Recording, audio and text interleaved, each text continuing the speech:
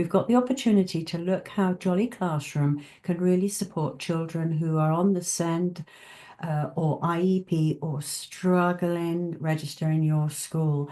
And thinking about that, I thought, right, I'll tackle this in a different way because the previous webinars, we've had a great opportunity to go through all the steps. But first of all, let's be mindful about some things that are the same when we're working with children who may have special educational needs or diverse learning needs, is that some of the things they like should remain the same. And that is the pace of teaching. Not always does it have to be slowed down for children, but they need a systematic approach with synthetic phonics, which means that they can follow a real steady progress to get to where we want them to be. And also some things that are different is maybe you need to zoom in on additional activities where your child may be struggling or where you can see the emphasis needs to be placed. And you could do that either as a one-to-one or just thinking about how you can be flexible with your planning and include certain activities for a longer duration than you had done before. And also engagement, we really are looking at how we can engage children so that they are interested in that learning path, and also so that we're addressing different styles, our learning styles, multisensory activities, and also how children want to see it, say it, and touch it. And they can do all that with Jolly Classroom. So a little overview of what we're doing is that with SEND, we need to engage all the senses. And in doing that, we need to have a variation of approaches that appeal to learners. And also, let's have a look, a choice of activities. So how I've done this today is that I have imagined I have a student who may need to have some support with vowel sounds and maybe some handwriting, and also might be having some problems remembering a grapheme and a phoneme, how they come together. And how I'm going to navigate this webinar is to show you how you can construct specific learning goals to match with your children. I'm just going to check that the sound is on. Here we go, one moment. But more than anything, you will see that I am using all the steps, even though my child might only be in step 2 or step 3, I'm using all the steps so that I can address what my student needs and how I'm going to do it. So for this webinar, I'm going to focus on the activity page. We always open up on the activity page and then go straight into the classes. But what I want to share with you is that if you're working with a student and you might think, right, I have specific areas that this child needs support, how am I going to do this? What you can see with the activity pages is that all of the activities within the steps are organized in a way so that you can go back to them and locate them very easily. And also from your planning point of view, or even if you're doing one-to-ones, you know exactly where to go and what you're going to do. So as I mentioned earlier, I've put together a little IEP for my child, and I'm going to focus on a little warm-up and engagement activity. So let's say that my child, we'll call her Sarah, has some problems remembering how the vowel sounds go, the short vowel sounds. So what I'm going to do is locate the vowel sounds. We might actually only be working with step 1 and step 2, but so that I have some clarity, I'm going to step down to step 3, and I'm going to look at the warm-up using the vowel hand. Now remember, the children have done a, e, o, a, so they know those, the short vowel sounds that we find in groups 1 to 3 within Jolly Classroom and Jolly Phonics. They've probably done quite a bit of reinforcement using the pupils book, but I find that my student Sarah is really struggling. So as you can see on this page, we're in step 3, but I'm only going to cover a certain proportion of this activity as a warm-up and also some engagement. I will start with the song.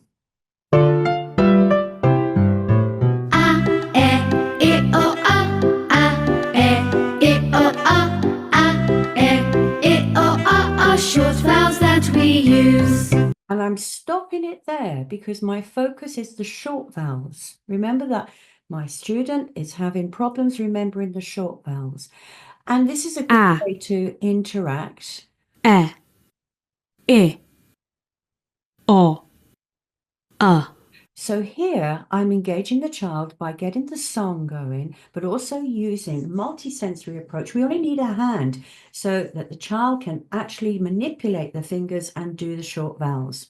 Now, the examples I'm showing you are ones that you can apply from any of these activities to cover any teaching points that you need to go over with the children. So I'm just giving you an example how you can use the activity page to its fullest to support some learning areas. So with my first activity, I would have done the song, I would have sung the song and got the child to hold up their hand and actually do the fingers. I might actually ask for some random out of sequence of the song. Say, can you tell me this sound? Can you tell me this sound? Just to make sure we're getting nice and warm up. Again, this is a great way to get the child engaged and also let them play around before I move on. Having done this first area of engagement, I could even just pop out of this. And I'm going to go now, I've got my little plan here with me. I'm going to go into step 2. And in step 2, I'm going to look at, it says here, look at the activities, revise the sounds. So we've had our little warm up, and I'm going to go now into step 2 where I can go into the vowel search. Now, what you will see here, if I just toggle here, is I have my teaching notes that I can look at here. But also remember, I'm using this activity for a specific purpose. My student is struggling with the short vowel sounds. So what I would ask Sarah to do first of all is to identify some of the sounds. But what I could also do is ask her to do the sounds that match the graphemes. And also, once we've done 1 or 2 lines of these, as you can see, I can shuffle them around so it's not a memory task. If I've done this before, I can shuffle it around so that it is not a memory task and also there's some variation. So let's listen. A, Ah. So I'm going to ask my student who I'm working to one-to-one or within a group to identify that. Nope, they're not getting it right. Ah, yeah, we have success. So if we have this, I'd say to the child, can you tell me the sound? And it's ah. Can you give me the action? Ah. Now I might offer the child a context word because I really want to make sure that she knows where this sound is. So I've got a word here that I'm going to write, very simple CVC word, and here we have the cat.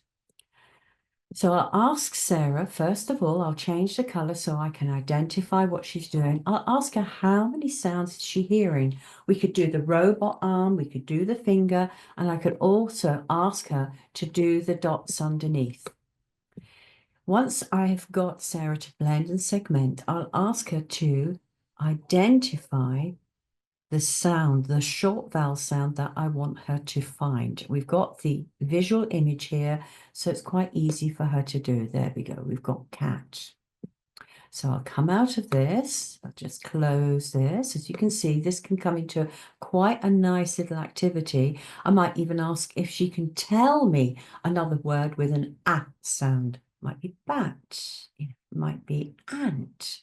So I'm hearing where that A comes, if it's at the beginning or the middle or the end. We have very few words in English that end in A, and if it does, it's probably not an English word. So I will progress all the way through E, finding how correct the child is for listening for this. And again, varying my questions. I could ask, can you give me an air letter? Can you give me the action? Can you give me a word? And if they were to give me the word like egg, for example, I'm not going to spend too long on this. The egg, we have egg. This is a good one because we have 2 letters making 1 sound, and I might question that and ask about that.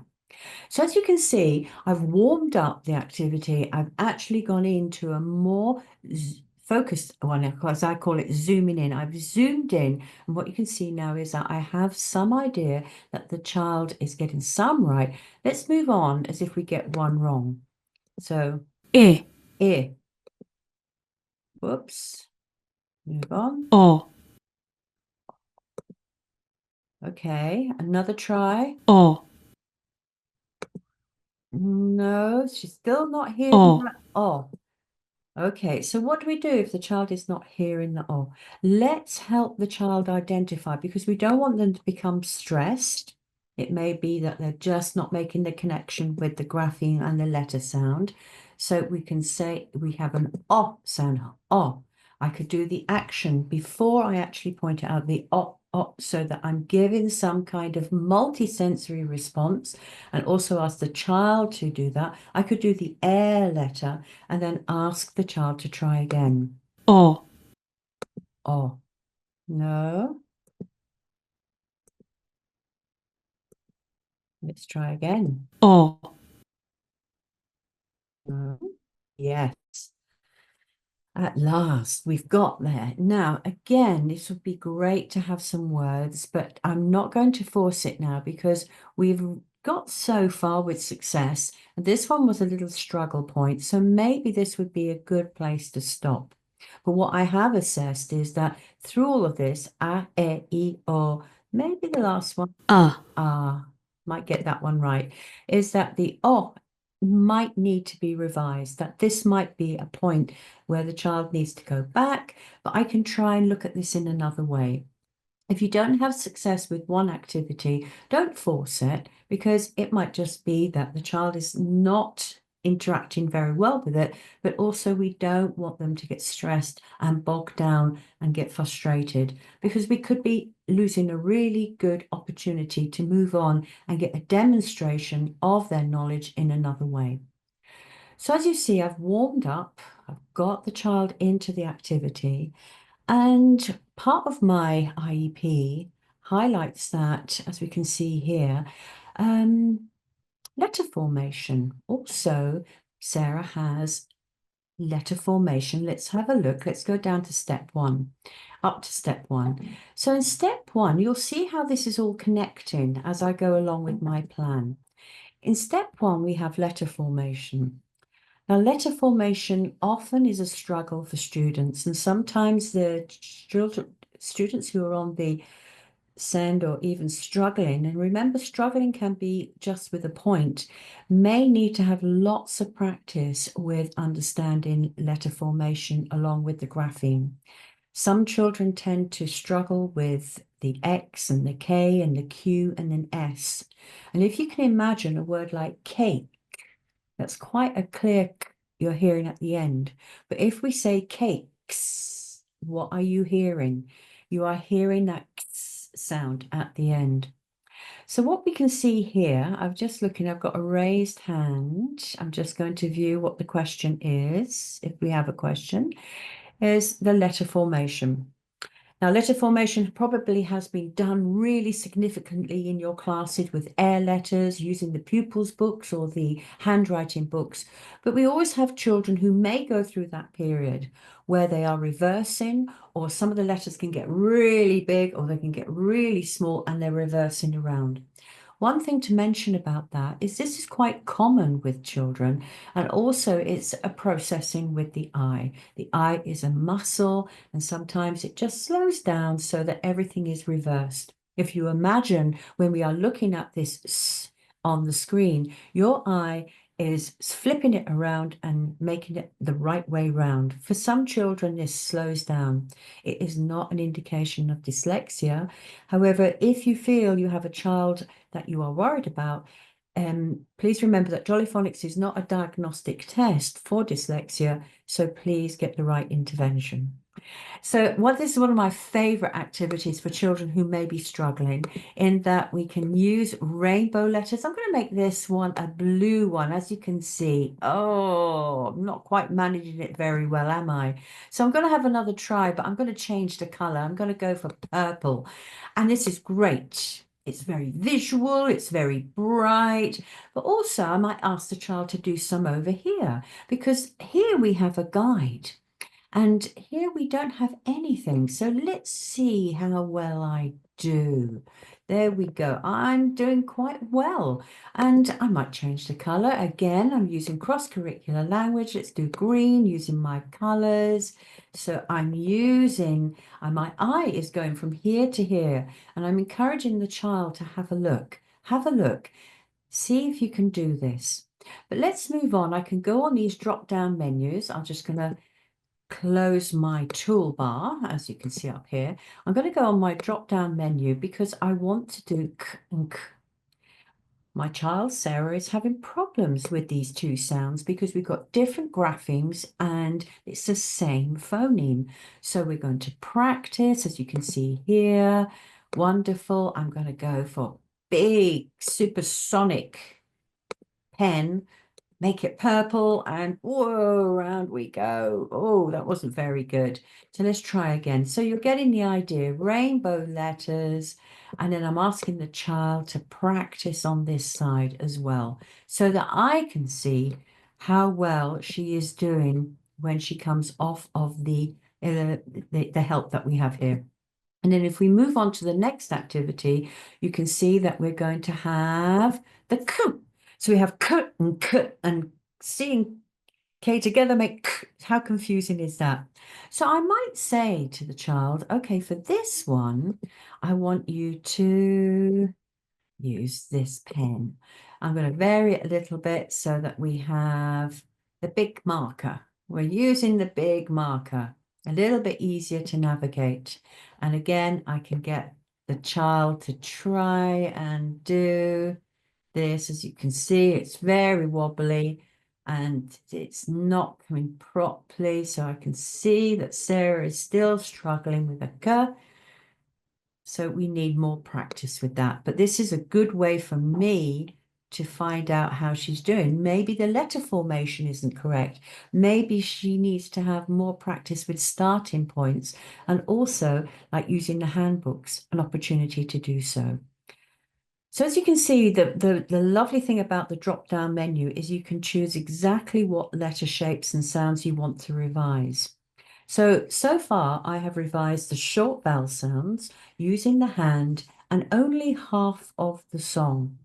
I've moved on to more explicit interaction using the short vowels with a little activity which has helped me understand how the child is managing with the grapheme and the phoneme. And I've also given a couple of context words, simple CVC ones, not too taxing, so that we know exactly where that comes within the words. And you can extend this or reduce it as much as possible. So as we know, we're looking at all the different ways these come together. Let's have a look at formation boxes. So this is in step 2. I'm going to close this down and again, give you a view of what I am doing. I've used the activities page here to help me zoom in on certain areas to help my child with her IEP. And in doing so, I've been able to pick the correct type of activities to work with what she needs. So I'm looking at my IEP here, and I can see on step 2, I'm going to go to step 2, we have letter formation boxes. I can find my letter formation boxes. Yes, I'm skipping ahead, but what I am doing is using this activity for a specific reason. And for here, what we are doing is helping the child again make some connection. I can look at the lozenge and the drop-down menu and I can choose different letters.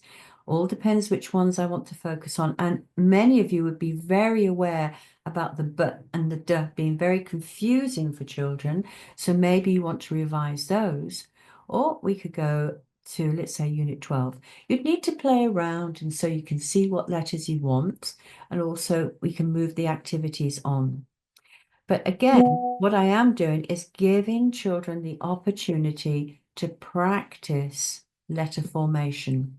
What I might do is embedded within all of these, I'm looking at the target sound, which is the k and the k, but I might want to revise things just to help warm up and put the child in a really secure play learning. And also letting them get something right, let them enjoy doing something that they can do really correctly and without the stress. So as you can see, we can move on, and I'm just going to come out of the toolbox now and close this little toolbar on the side. Again, it gives me the opportunity to toggle where I want to go. And also if I go back to Unit 9, you can see, oh, I can rub all these out. There we go. Let's rub these out so that I have a nice clean board. Let's rub these out. There we go. Oh dear. And now I'm acting like a typical student, aren't I? Getting it all wrong. Here we go. Rub it all out and there. So I'm going to close this activity. So what have I done so far? What I've done so far is build into my little lesson plan activities that could either be embedded with the whole of the class or they could actually be done with small groups.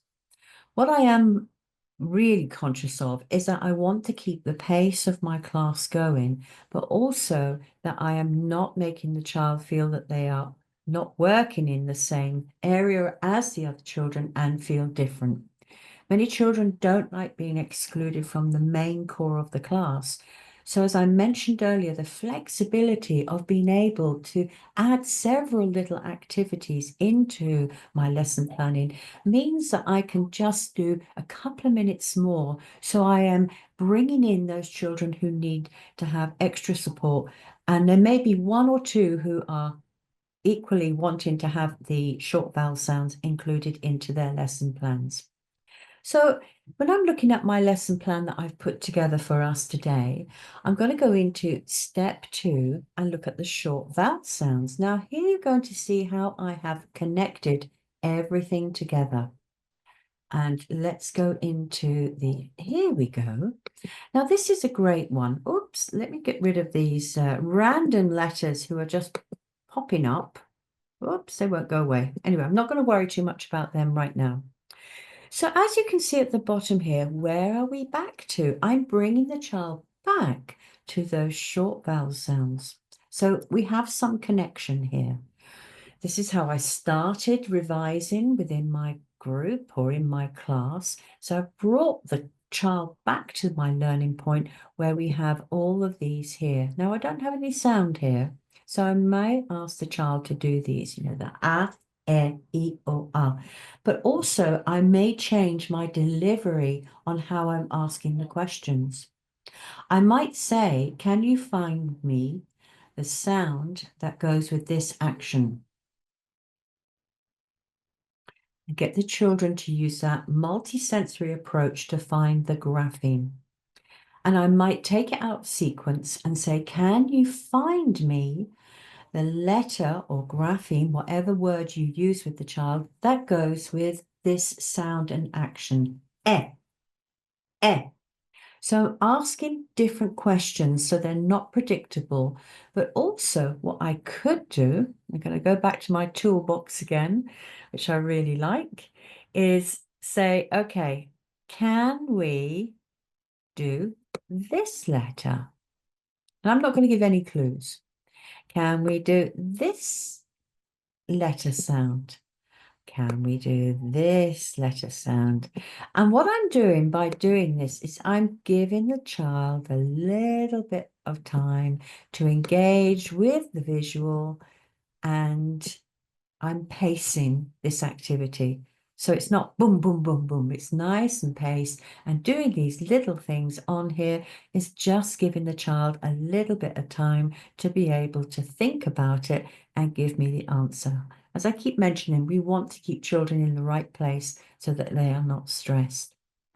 So here we have some sounds. So first of all, what I'm going to do is go over the k and the k.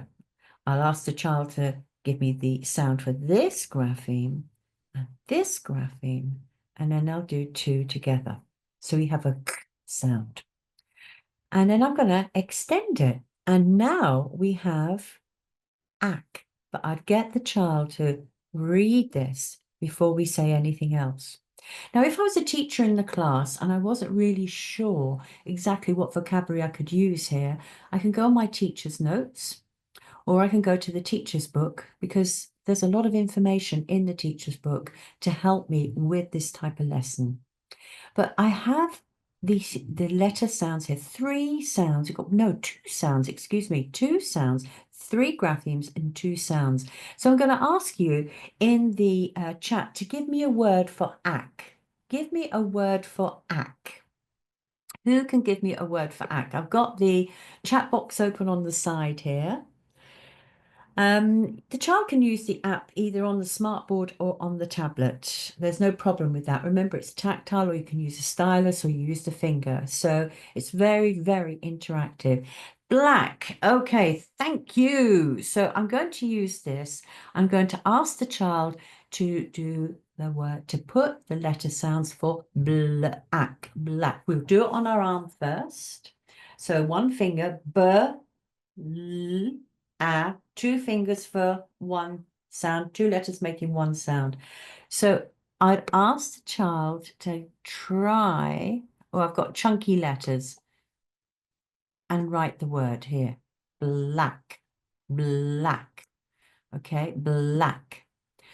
So again, another opportunity that I could really embrace right now is let's do the dots. So we have b, l, a, black. Okay. So I could also say, can you point to something that is black? Can you show me something is black? Just, I could also just move on to the next one. And here we have ek, ek, ek. I'm going to ask you in the chat box to give me a word that we could put with ek. Ek. Neck. Well done. That's a fantastic one because that's very, very multisensory. We can say, you know, touch your neck, and also it's extended vocabulary. And how's your neck? Wobble your neck, move your neck. We can get the child to do all of that. And so I'm going to write this down, which is neck. Okay, and you can go through the same process here. Now, you might be saying, well, what if the child doesn't have the vocabulary? What if the child doesn't know what to put in front of these words? What you can do, these letter groups, what you can do is have a selection. It doesn't have to be too much. You can have post-its. You can have post-its, or you can have the letter tiles from the blending boxes that could be manipulated before you actually get to this activity. You could have them on the side, and you can also have the plastic letters where you could have the two sounds and also do this in a multisensory way and continue the multisensory approach doing it on here. So it depends how much focus you need to give with the child, and also remembering we're looking at short vowel sounds as well. So let's have a look at this one here. And we have it. I, I. Now I'm going to ask you, can you give me a word for it? Pick. Thank you. So we're going to go I, pick. Okay, so I'm going to write this one down here. Oops, let me just get my pen. Go out. And if you have a tablet, the child can do this, or if you're doing it on the smart board, if you're doing consolidation work, these are also great activities for children to be able to do so that you can assess, and we have a wonderful assessment app coming in, but also, as I said, about changing your plan so you can slow down or speed up depending what you need. So we are very successfully getting through this, and we'll just finish the activity. We have ok, ok. So can you give clock? Lovely. Thank you very much. So I have oh. And again, I can do the sounds. I can ask a child, what sound does a clock make? Can you see the clock in the classroom?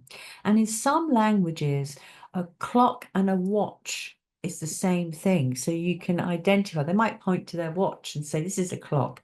In some languages, it's the same word for a clock and a watch. So a clock. And finally, we have one more. Now, if you can guess, we've had a, e, o. So what's this one going to be? I'm going to ask you in the chat box if you can guess what short vowel sound have we got here? What short vowel sound do you think the next group of letter sounds are going to? Ah, yes, thank you, thank you. You're doing very, very well. So we have and I'm going to put duck. There we go. So we've got duck. Well done. And of course the duck goes quack, quack. So just to round off this, what I might also do is get my chunky marker. I'll pick purple. And do you know what I'm going to do? We're going to match up all the short vowels in the words. But I might also get the child to just reread these, identify the short vowel sound, and then we're going to go, wee, there we go. And wee, there we go. I'm making it a little bit of fun. And here we are identifying, we're connecting it all up. Isn't that lovely? Just from one activity, all the things we've been able to do. We've added sounds, and at this moment, we're probably not talking about consonant blends, but we are laying the foundation. Remember, we can't rush some of these concepts. We want children to be able to identify the individual sounds before we move on to consonant blends, and also that two letters can make one sound. We're using the strategy of the one finger and the two for two letters make one sound. They're practicing their short vowel sounds. So I'm doing really well with my IEP. And also, I could ask children to manipulate different beginnings. And if this was the class, I could write a glossary down here. Now, some of you have given me excellent words. You know, we've got pluck. So I could scribe these, because when children offer me a word, that's a powerful moment. And, you know, if they are giving me this, I want to show them that I recognize it, and also that the effort they've put into it. And we could have peck or deck. So I'm just utilizing some of the words that have come. And also we have clock, we could have flock, a flock of sheep. So as you could imagine, but again, children might be limited, and this might be your opportunity to introduce some words that you will find if I go back to the teacher's page here, that you can see you've got all of them here.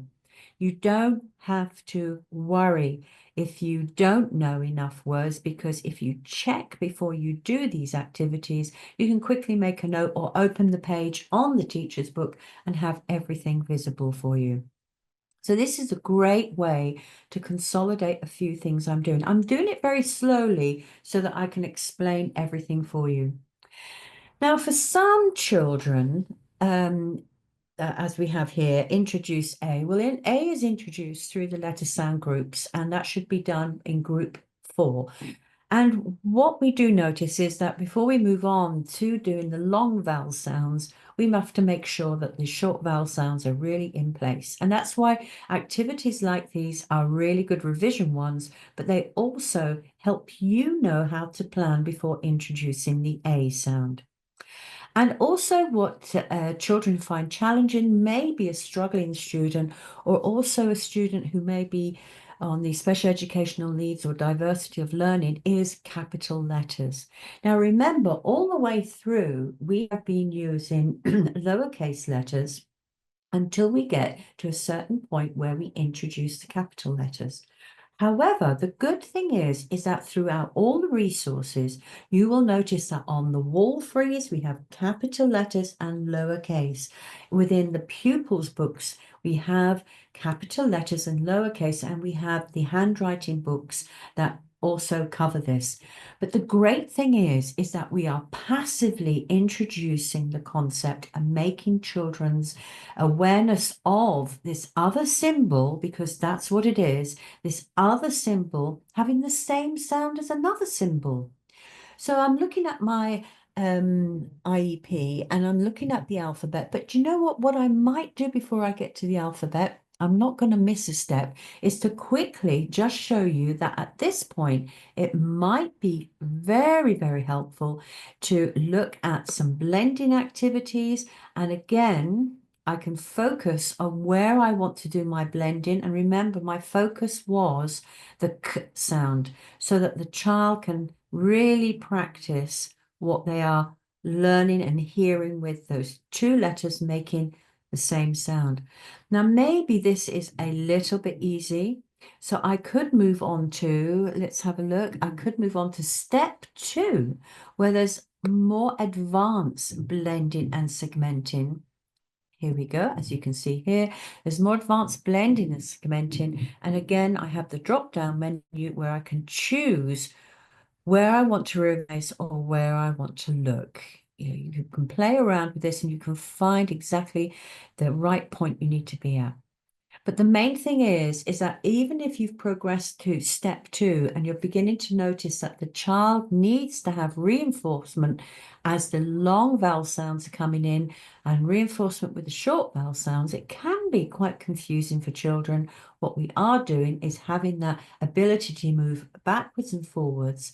And remember, you may find activities that can work for children who haven't even got to step 3. Remember, you're not overwhelming them. We're using strategies that can help them.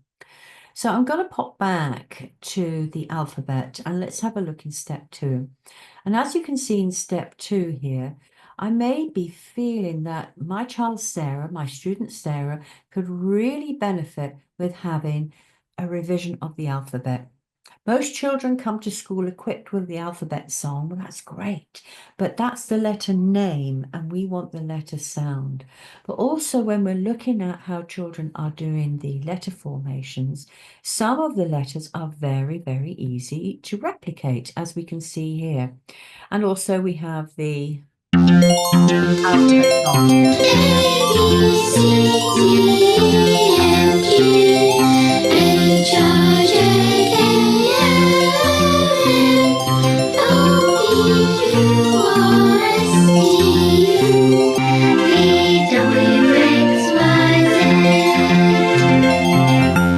So as you can see, what have I been doing? I've got the child engaged, they're listening to the song, and of course we love the song and it pops up in colours. Now what you can see here on the screen, I'm going to ask you, if we look at the S sound, that's really is, what would you consider is a difficult capital letter for children?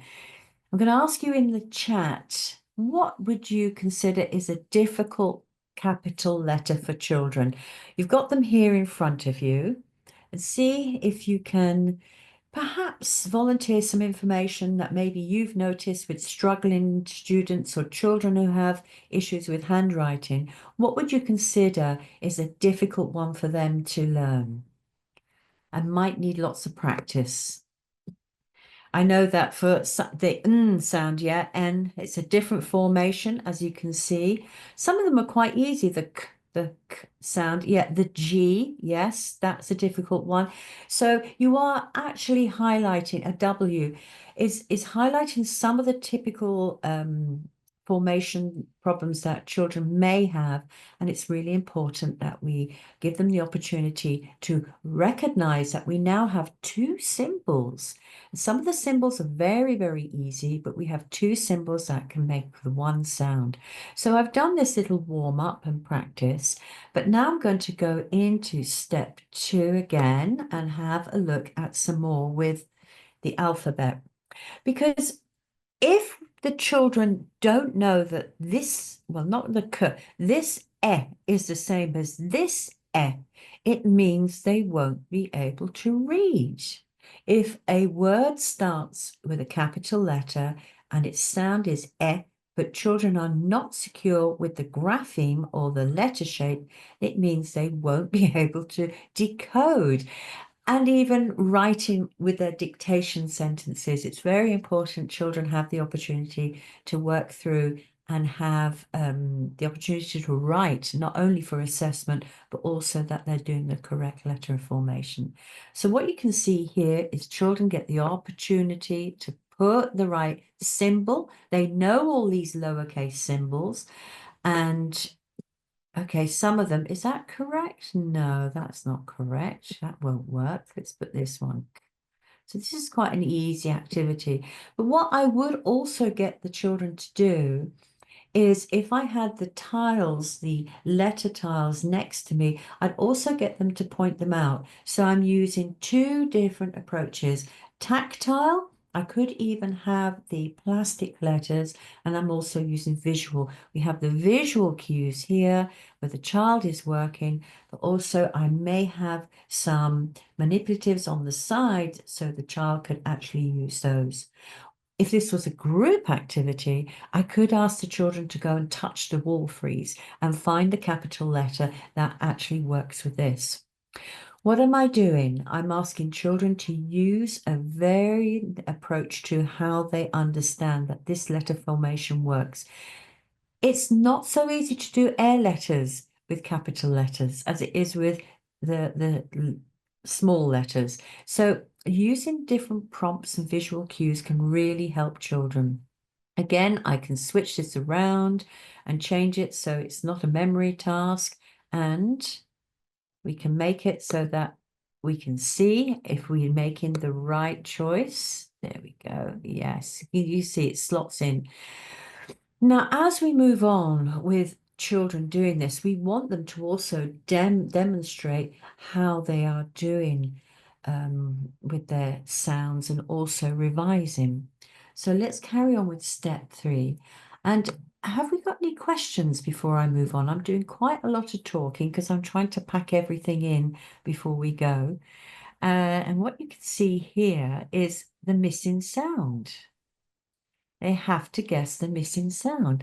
Now, often when we have to go through the alphabet, and I say, what comes after J? We have to go through all the alphabet. So I'm going to ask you to tell me what comes after J. What comes after J? Let's see. Are you going through the alphabet? A, B, C, D, E, F, G. A, B, C, D, E, F, G, H, I, J, K. Now, one good thing also is that, yes, you're quite right. Thank you, everybody. Is when we go through and getting children to identify the missing parts, they can use the wall freeze because the familiarity of using the resources means that, of course, children will look, but as they are looking, they'll begin to remember the sequence. But if you think about it, we can use this in different ways. We can go through the letter name, which is long vowels, A, B, C, D, E, F, G, go through it. But I also could do letter sounds, A, B, K, D, E, F, G. I'm asking children to demonstrate their knowledge of the letter sounds in a different way and out of sequence to what they have been doing with the groups. This is quite interesting because, again, children are using different approaches to doing the alphabet, doing the letter name and also doing the letter sound. So as you can see, using the activity page as we have here, I don't know what I've done there, but I'll clean that up. We are able to use any of these activities to support all of my planning for a child who may need support within the whole class or in a group or one-to-one. I can identify what activities I would like to do. And this morning I just put the plan together and it didn't take me very long because I'd identified that my student, who I've called Sarah, has these issues. But then as you could see, I wanted to just check that she was okay with the alphabet. I've managed to make sure there's connectivity with all the activities I was doing. So there's a logical process in how I'm starting and also where I'm going to. And you saw that with the where that we use the short vowels along with the k and the k that my hypothetical student was getting wrong.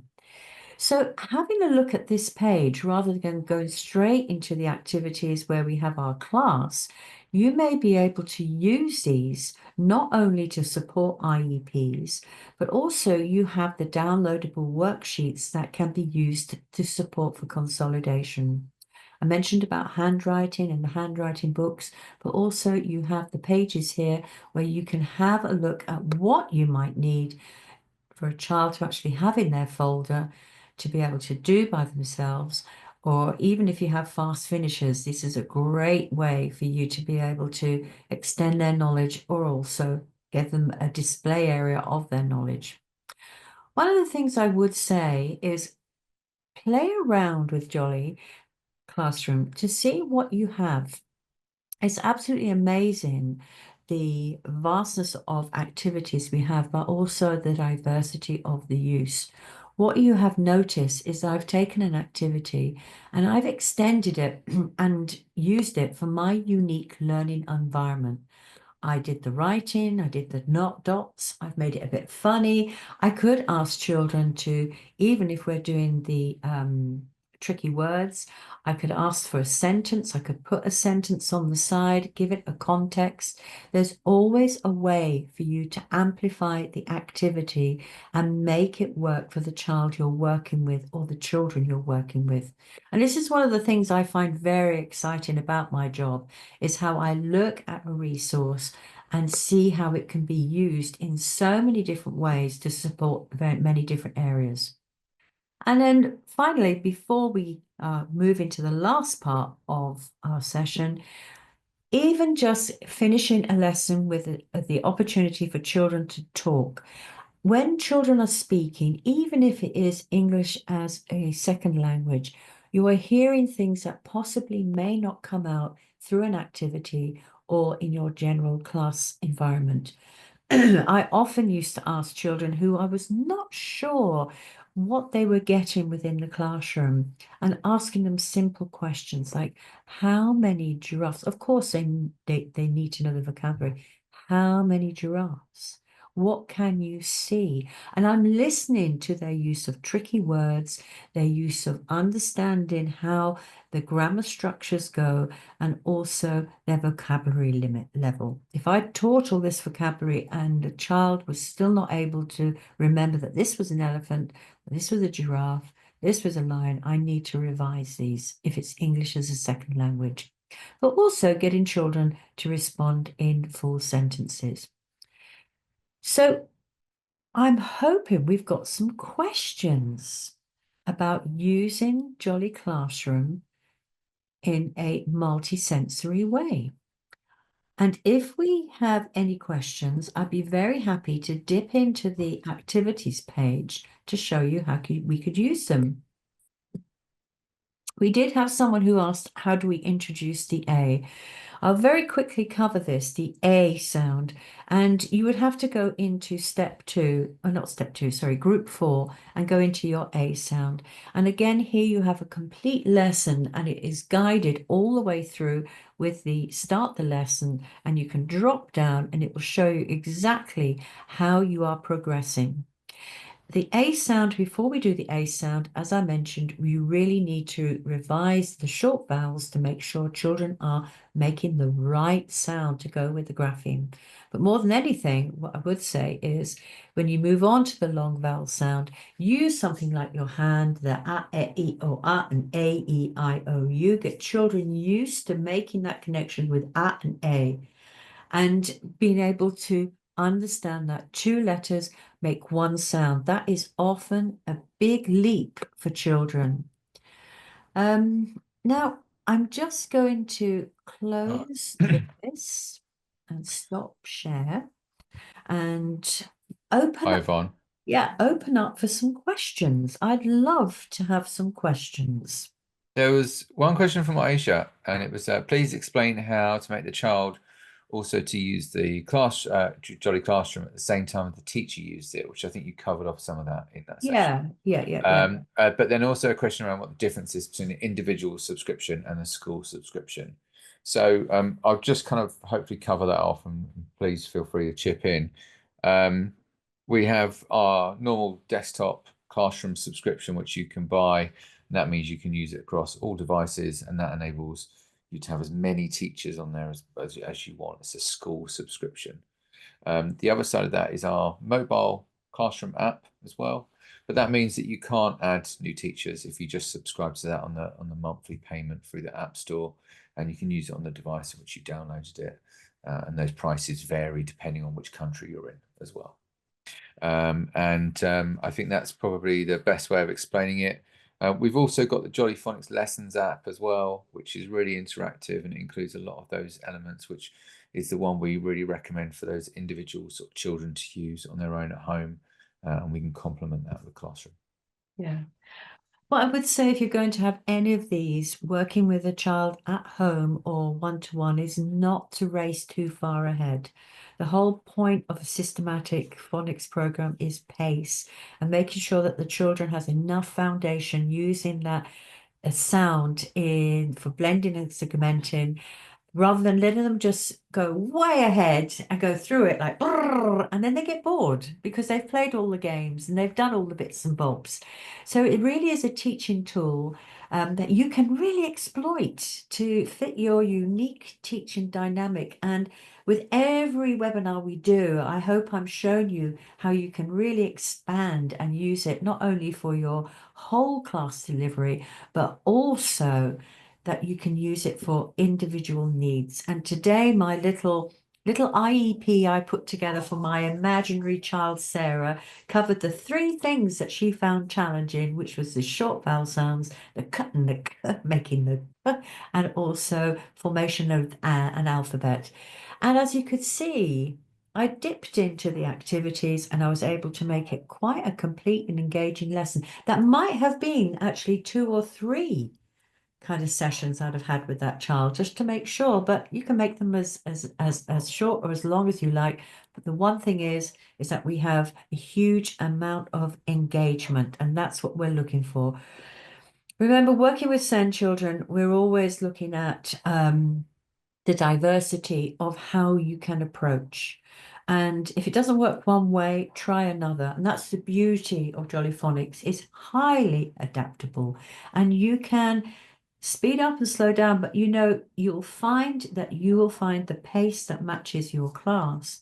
And equally using the app and also Jolly Classroom, it all ties in very well. I mean, Ollie, kids love a bit of gamification, don't they? They love it. They do. I've got a son, he's 3, and starting to learn on this, and yeah, he loves a little game, and that's our magic pen, which is we've got some new exciting innovations coming on very soon. I'd like to say a huge thank you to Yvonne who took us through that. It's a big task presenting for that long to your laptop and the chat, so thank you for everyone who's asked some great questions in the chat. If you haven't tried Jolly Classroom, you can. There's a free trial available, and you get access to various elements of the program. We're launching assessments, which is going to be an amazing tool for teachers in the coming months. We're working on that and looking to make that available to more people very soon. We're in testing now, which is exciting. And we're back every month with one of these demos. But likewise, if you have any questions, info@jollylearning.com or ollie@jollylearning.com. And we're really, really happy to help you. We love having everyone here. Yvonne, I don't know if there's anything you wanted to add. Yeah, we look forward to seeing you in May. And the focus in May will be extending the reading and writing activities in step 3, so that you can see how it works with Pupils Book 3.